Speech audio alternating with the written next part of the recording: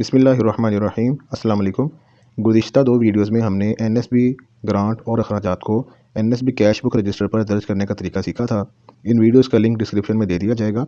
आज हम सीखेंगे कि हम एनएसबी अखराजात और ग्रांट को एसआईएस ऐप पर किस तरह से अपडेट कर सकते हैं।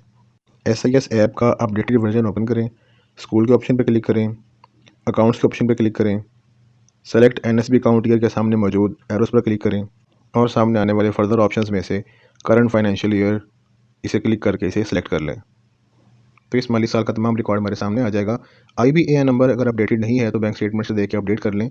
PK से स्टार्ट होगा, फिर कोई 2 डिजिट, फिर 4 लेटर्स और फिर बैंक का पूरा अकाउंट नंबर लिखने के बाद इसे अपडेट कर लें।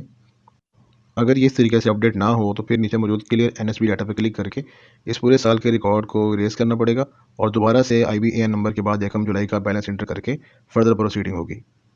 IBAN नंबर अपडेट हो जाने के बाद से उसी तरह से वही पेज हमारे सामने दोबारा शो होगा और हम उन्हीं स्टेप्स को उसी तरह से रिपीट करते हुए फाइनेंशियल ईयर सेलेक्ट कर लेंगे। तो जो ईयर हम सेलेक्ट कर लेते हैं वो हमें इस तरह से वाइट पट्टी में शो हो जाता है। अब इस पट्टी पर हमें क्लिक करना है तो हमारे सामने दोबारा से इस माली साल का तमाम रिकॉर्ड ओपन हो जाएगा। बैलेंस समरी के नीचे लेफ्ट साइड पे 1 जुलाई 2021 का इन हैंड यानी पेटी कैश अमाउंट, बैंक में मौजूद रकम और इन दोनों का टोटल हमारे सामने शो होता है। जबकि राइट साइड पे 1 जुलाई के बाद वाली ग्रांट को ऐड करके बाकी अखराजात को मिनहा करने के बाद बच जाने वाली इन हैंड अमाउंट, बैंक में मौजूद बैलेंस और इन दोनों का टोटल हमारे पास शो होता है। इस एरो से हमने वो मंथ सेलेक्ट करना है जिस मंथ में हमने एंट्री करनी है। फरवरी का मंथ सेलेक्ट कर लिया लेकिन इसके नीचे कोई रिकॉर्ड मौजूद नहीं है। तो अब ग्रांट ऐड करने के लिए ऐड रिसीट पर क्लिक करेंगे। वो हमसे ये पूछेगा कि क्या बैंक में ट्रांजैक्शन हो गई है। हमने येस पर क्लिक कर देना है। अब जिस डेट को हमें ग्रांट रिसीव हुई वो डेट हमने यहाँ पे सेट कर देनी है। फ़र्ज़ कर लेते हैं कि वो ग्रांट हमें 3 फरवरी को रिसीव हुई तो हमने यहाँ पे 3 फरवरी 2022 सेलेक्ट करके ओके कर देना है। डेट सेलेक्ट कर लेने के बाद इसके नीचे मौजूद सेलेक्ट डिस्क्रिप्शन के एरोस पर क्लिक करेंगे तो ये फर्दर ऑप्शंस आ जाएंगे हमारे सामने। इन ऑप्शंस में से हमने सेलेक्ट करना है कि ये हमारी एनएसबी की पहली ग्रांट है, दूसरी ग्रांट है, तीसरी है, चौथी है या हमें बैंक की तरफ से प्रॉफिट मिला है। फरवरी में चूँकि ये दूसरी ग्रांट रिसीव हुई थी तो एनएसबी रिसीट 2 पे क्लिक करके इसे सेलेक्ट कर लेंगे। अब इसके नीचे अमाउंट वाला खाना है कि वो ग्रांट कितनी हमें रिसीव हुई, तो यहाँ पर हमने वो अमाउंट इंटर कर देनी है। सपोज दैट वो अमाउंट 82,192 रुपये थी। इसके बाद ऐड रिसीट पर क्लिक करके इसे येस कर दें तो ये ग्रांट आपकी सक्सेसफुली ऐड हो गई है। जो भी ग्रांट या बैंक प्रॉफिट आप ऐड करेंगे वो इस तरह से आपको ग्रीन पट्टी में ही शो होगा। अब ज़रा ऊपर बैंक बैलेंस पे गौर करें तो प्रीवियस अमाउंट में नई ग्रांट के ऐड होने से वो 173,720 हो गया है।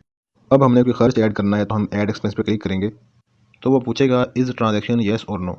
तो अगर तो बैंक में से आपकी अमाउंट डिडक्ट हो चुकी है, चाहे वो क्रॉस चेक की सूरत में हो या वो आपने किसी से विड्रॉ करवाए हों, तो उस सूरत में आपने येस पे क्लिक करके वही डेट सेट करनी है जिस डेट को ट्रांजैक्शन हुई है।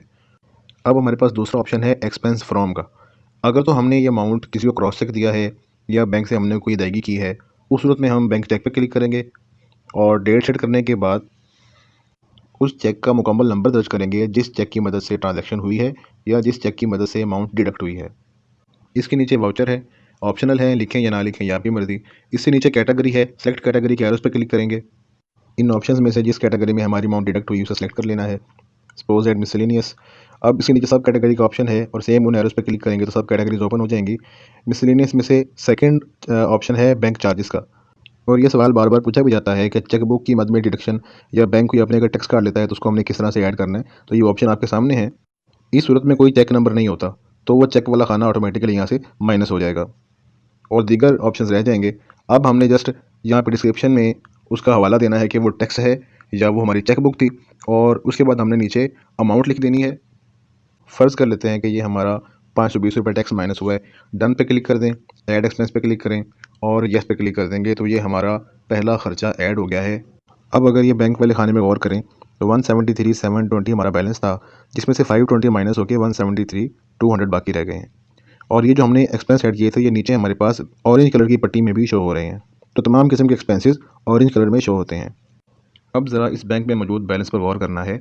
अगर हम इसी तरह से ऐड एक्सपेंस पे क्लिक करते हुए बैंक या चेक के थ्रू अपनी अमाउंट पे करते हैं, वो पैसे बैंक में से माइनस हो जाते हैं तो उसका असर बैंक बैलेंस पर ही सिर्फ पड़ता है, पेटी कैश पर नहीं पड़ता।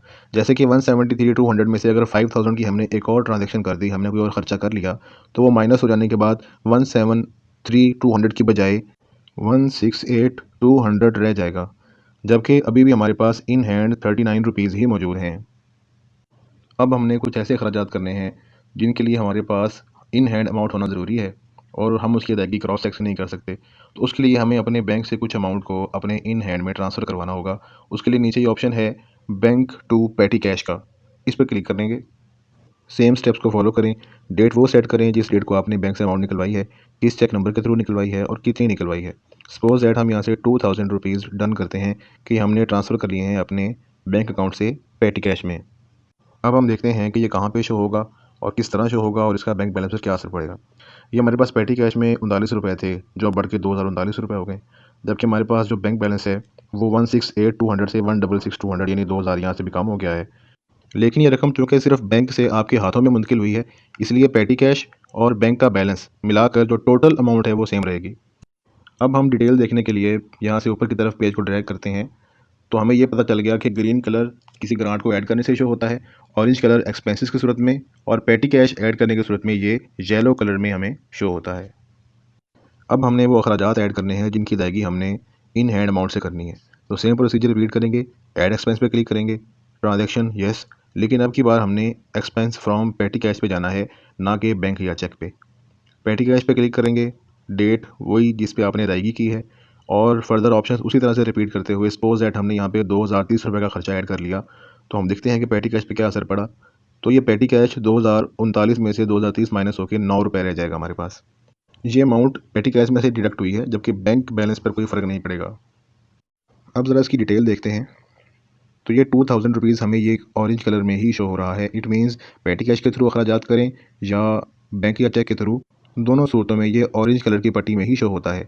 लेकिन आइडियल सिचुएशन ये है कि हमारे पास पेटी कैश इसी मंथ के एंड पर ज़ीरो हो। उम्मीद है ये वीडियो आपके लिए फ़ायदेमंद होगी। मिलते हैं किसी और मालूमाती वीडियो के साथ, तब तक के लिए फ़ी अमानिल्लाह।